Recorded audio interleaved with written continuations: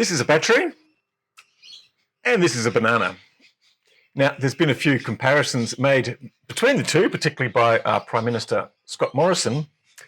But the reality is you can't eat a battery, and try as you might, you can plug in the banana, but it's not going to keep the lights on.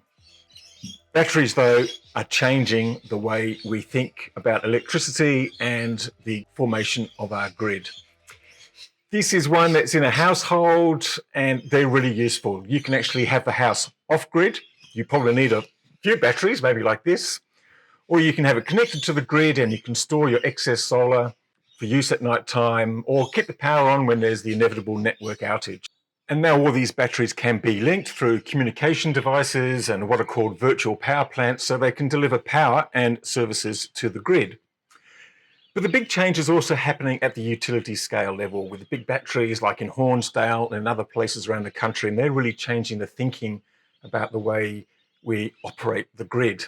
Now, you may have heard criticism about a big battery only being able to power a refinery for 10 minutes or South Australia for 2 minutes, but that's not really the point.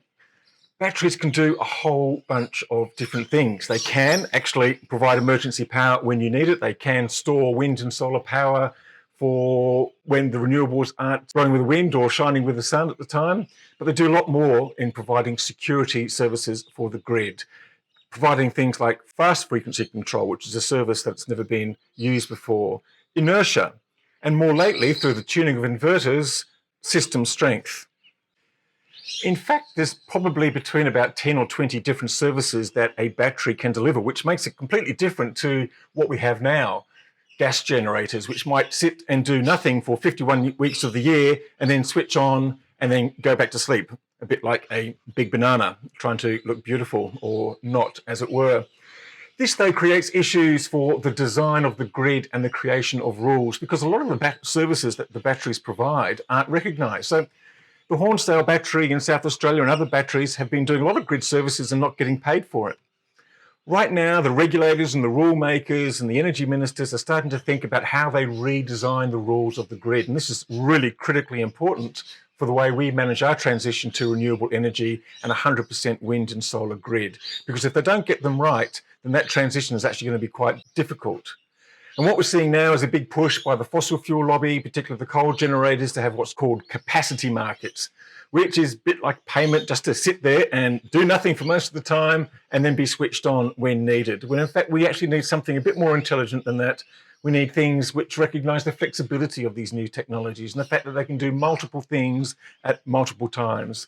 And that's the key to getting this transition right.